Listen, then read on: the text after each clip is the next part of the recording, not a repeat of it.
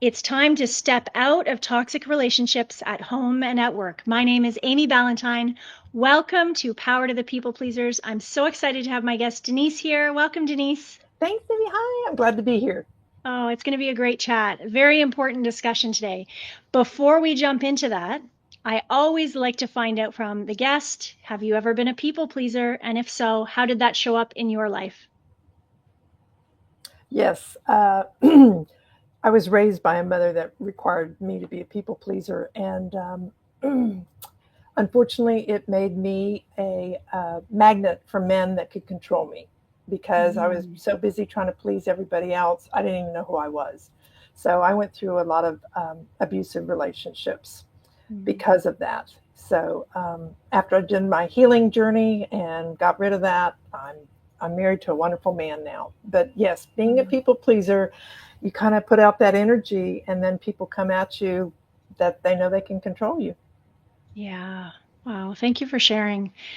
So before we dig into all of the valuable information that I know you're going to share today, I want the audience to know a bit more about you. Denise is a life coach and author, and she's committed to empowering women to rebuild their lives with confidence and self-love. She has over 30 years of overcoming personal adversities, including toxic relationships, and leverages her experiences to inspire and guide women on their paths to recovery. Her book, The Book on Loving Yourself, stands as a beacon of hope, offering practical tools for healing and empowerment. And I'm so glad you're here today. So Oh, thank you. thank you for inviting me here. Thank you so much, Amy. There's just so much I want to do for women that I had a coach. She totally changed my life. And that's one of the Mm, reasons I became a coach is I want to pay it forward. It's wow. just, there's so many women that just don't know their value and know how much they're worth. So I'm here to help anybody and everybody. I want to make a difference like my coach did. Well, I'm sure that you already are, especially with the work that you're doing. So, Mhm. how did writing the book on loving yourself, become part of your healing process? Well, that was very well. I realized I took a class on how to write this, and then as I was writing it, I kept finding stuff here and there, and on other computers, and this and that, and it was like, I guess I've always wanted to do this. There's bits of information here and there. So since I took the class and got a really great outline and how to do things, I started, and then it was just as I went through it. One of the best parts about it was towards the end of the book, it was in editing. The Lord spoke to me and gave me some insight about my mom, who I'd pretty much forgiven probably 98%, but he reminded me she had lost a child before me. And so that might have been why she was as cold as she was. Anyway, long story short, I called the editor and I said, "Stop the press. we have Oh, we have to add that in. I have to give her some credit." So that was like the final thread of just, ah, I'm done. I'm done. I'm not mad at her anymore. I realized, when I had forgotten the baby was born before me and had lived 9 months, so I'm sure that probably ripped her heart out. So anyway, the yeah. book just writing it healed me of that, but also a lot of the stuff that my coach taught me is in this book Oh, because it incredible. was just plain life skills that I didn't know, boundaries, affirmations, values, things that I wasn't taught. So Mm. just the book alone is very helpful. There's little takeaways at the end of the chapters. And then I'm also a cancer survivor, and the last chapter is on cancer, how I survived it. And there's a bunch of healing scriptures that they can go to on my website. Wow. Wow. Thank you. And so, in your experience, what are some of the subtle red flags that people often miss when they're in a toxic relationship? Oh, well, let's see. Part of it is, so many women, they don't realize a lot of them are codependent. They try to fix the other person. So, unless that person is showing you the respect that, but here's the thing, Amy, if you don't love yourself, it's hard to see those red flags. It's Hmm. really hard. But once you get to where you really love yourself, you will see someone that is trying to manipulate you or talk down to you or make you doubt yourself. there's unfortunately I lived with a narcissist for 6 years, and Mm. it almost broke me. And luckily, when I got out and found my coach and a therapist, it took me a couple years to heal. Yeah. But I think my biggest thing right now is they need they have to tell the truth. If you catch them in one lie, there's probably going to be more. So a very healthy relationship is people open up and they bond, and you don't have to tell your whole life story immediately, but you do need to be as honest as you can. And women, if you're into a relationship and you want it to be something permanent or committed, you need to tell them up front. Maybe the second or third date, because don't waste your time or theirs. Because if they're not somebody that's going to commit and that's your dream, then say something. Mm-hmm. Wow. So I'm curious, what was the catalyst for you in finding the coach? Like how we can get to that place so other people listening might be like, it's time for me to find a coach. Well, part of it was after my last relationship, many failed ones. And I didn't just date him, I married him. I was married a bunch of times. Not proud of it, but hey, if you don't learn your lesson, you're going to keep repeating it. So the last one, I fell to my knees and I said, Lord God, what am I doing wrong? And I heard a little whisper said, you're looking outside of yourself for love. And that's when I realized I I didn't love myself. And just God, as wonderful as He is, put this woman at a woman's luncheon, my Mm-hmm. coach, Martha, who was a new coach, handed me her business card and said, if you need anything, call me. And about 3 weeks later, I had a issue at work and I called her and I was coaching with her ever since. So she's since gone to heaven, but she was my mentor and I told her she was my adopted mom. Uh, But just when you hit a really low place and you don't know where to go, that's a good spot. Another way, as she explained it to me, and many coaches say the same way, if you're here and you want to be here, we help bridge the gap for you to get mm-hmm. from one place to the other. Mm-hmm. So you don't have to be totally broken by any means if you just want to be a better version of yourself, or if you're tired of playing small. Coaches are helpful. Yeah. And I appreciate that you also mentioned earlier that you had a therapist and a coach, and there's value in both of those resources, right? So Right. I'm really glad that you brought that up. So let's talk about self-love. What does that look like in everyday actions for people who need to develop more of that? Self love. um, One of the first things I do with my clients is I have them take them through a self care program. Hmm. I give them like 100 different things. One of mine favorite is bubble bath or lighting Mm-hmm. candles. Just Yeah. something for yourself. Women give so much of themselves away that sometimes we're emotionally bankrupt. It's great to be a giver, but at the same time, if your cup is empty, you can't serve from the overflow. So my thing Mm-hmm. is start putting stuff into your own cup, and that's not selfish, it's essential. Mm-hmm. So I would start with self-care, just doing one or two things for yourself. And I have a couple clients that I just gave them a little mini course, 3 weeks, and every one of these girls, between the self-care, the affirmations, and values, when they learned what their values were, they picked out of a list, they were able to align their decisions with those values. It makes it easier if you know Mm-hmm. exactly what your values are. So Mm-hmm. I think the biggest one for women is, don't keep looking out to help everybody. Look in, and it's okay to help you. God wants you to help yourself. If you don't love yourself, you really can't love somebody else. You can't give something you don't have. Yeah, it's such a powerful reminder. We hear this all the time, right? But it's when that realization finally smacks you in the face hard enough that you go, "Oh, wait a second, I think it's time." Hmm. Right. Right? Yeah. Sometimes, So, we just have to fall down hard and then it's like, mhm, okay. And then we look up. yeah, yeah. So, in addition to the self-care, are there other practical exercises that from your coaching or your book you feel valuable to share for individuals who they want to step out of the toxic relationship and they're listening to this audio right now? Well, another one is boundaries. So many people don't know about boundaries. And boundaries are like an invisible fence that kind of keeps you secure on the inside. It's not like it keeps other people out. But I know when I learned some boundaries, how to say no. No is a complete sentence, and you do not have to give an explanation. Mm-hmm. Or you can say things like, I can't commit to that. But when people learn boundaries, they start realizing, number one, they're being more committed with their own time. They're not giving it away, but also you'll see some toxic friends. I know when I started doing that, I realized some of these people were using me.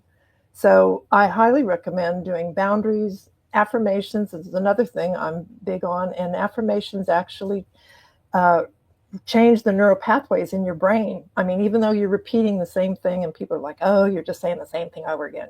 Yes, you are, but you are creating new neural pathways in your brain, and eventually your subconscious is going to believe it. I Mm-hmm. remember when I first, like I said, I fell on my knees and I remember doing an affirmation saying, I am a good person. And I just burst into tears. It took 2 weeks of looking in the mirror and saying that until I truly, truly believed it. I knew I was a good person, but for it to get into my soul and my heart, it took that long. Mm, yeah. And I think sometimes I'm a big fan of all of these things that you're talking about as well. Sometimes people overcomplicate the affirmation. Mm-hmm. So what guidance do you give people who are like, I don't even know where to start on that? Okay. Well, one of the things with affirmations, the most powerful way you can start it is I am, and that is from God. He says I am. So if you say I am enough. I am a good person. I deserve to be happy. You don't have to use I am on everything, but just say it. And then I truly believe, I'm blanking on her name. She does mirror work. She's passed on, and I'm so sorry. I'm just blank. It's okay. uh, but I do mirror work where I look in the mirror, and I highly recommend that. You're going to brush your teeth, you're going to comb your hair. You might as well do something in addition to Yeah. that, and just start saying these affirmations. You, Mm, um, I am beautiful. I'm God's child, just whatever you need to say. Now, if somebody's been putting you down and using some derogatory stuff, try to find the positive of that and start saying that. mm, So if somebody says you're stupid, say, I'm intelligent, I'm smart. It's just small things. And I know it sounds so simple, and it is simple. You don't have to go out and spend thousands of dollars for some kind of earphones or this or that. You can just do it with your mouth, but it will work. It just takes practice, and once you will eventually start to believe what you're telling yourself because your neural yeah. pathways will open up. Our brains have that neuroplasticity where they can change and mold and take advantage of it.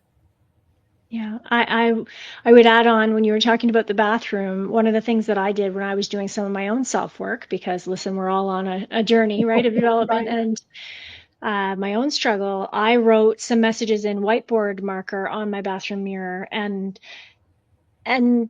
yes, make sure it's whiteboard marker and not permanent marker, but the support that that offered me was it was keeping it top of mind. It was Mm-hmm. keeping the new goal of speaking more kindly to myself and being more loving to myself right in my face. Right. Because if it's not a habit yet, it may just pass you by. So a sticky note or some kind of message that allows you to remember that this is a priority. I'm a big fan of that. So how do you help women rebuild their confidence after years of criticism or emotional challenge?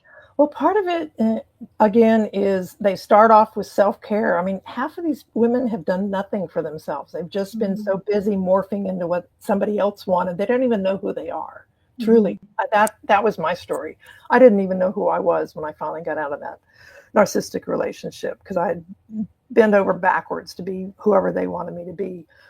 So, one of the things besides self care and affirmations and boundaries is, of course, you need to also evaluate who you're with as far as your group of friends. Are they uplifting? Are they inspiring you, or are they pulling you down? Because when you're starting to heal, you really have to put some parameters up of this is what I want. I am focused on healing and I'm going to do the work. And that's the other thing. You have to do the work, whether it be going through the lessons of values, going through the lessons of boundaries and learning how to do them. When I had my coach, I would go to her with my homework and I'd be like, oh, and here it is. And still trying to people please. And Yeah. she's honey, that was for you. I don't need to see it.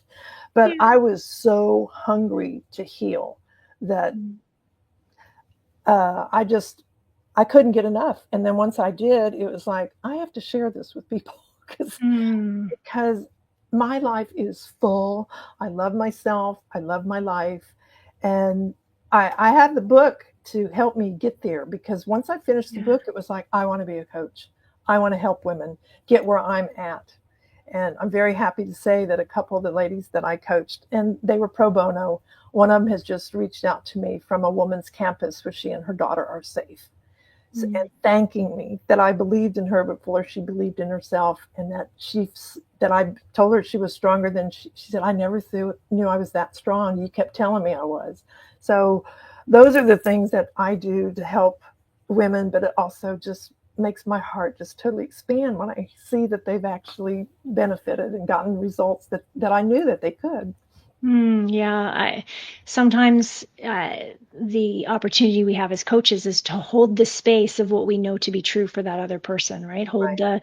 the knowledge that they are stronger than they think, and continue to help them develop the neural pathway by repetition, those positive words of encouragement. So, what is the biggest transformation that you've witnessed in a client who stepped out of toxicity and embraced self-love?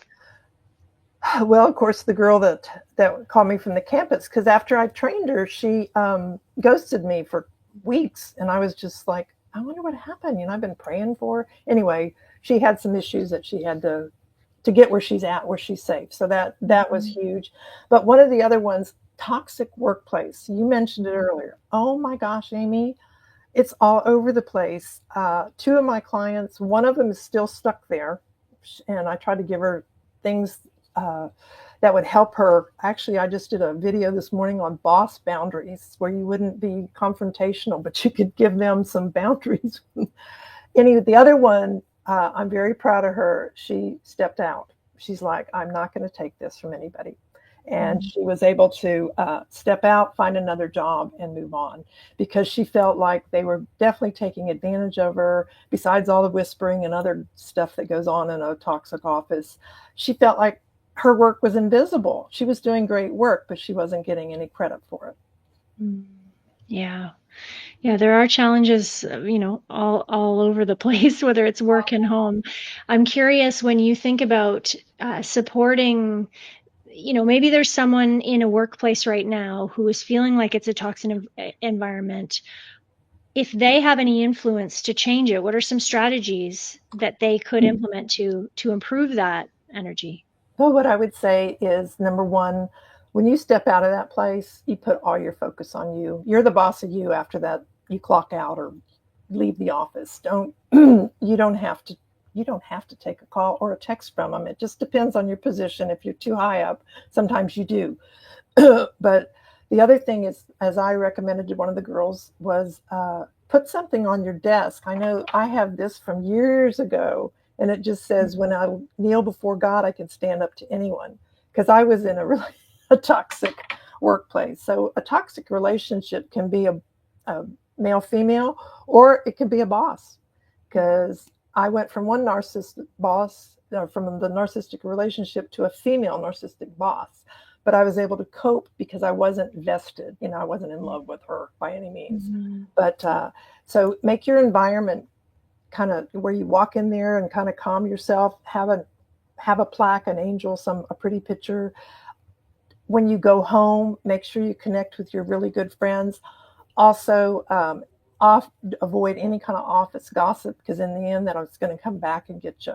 So Mhm. know who your true friends are if you have any at the office, and just and the other thing is if it gets really bad, you need to start documenting everything because at some point if you have to go to HR, you need to have some documentation, times and dates. Mhm. Yeah. Yeah, that's an important part for the workplace.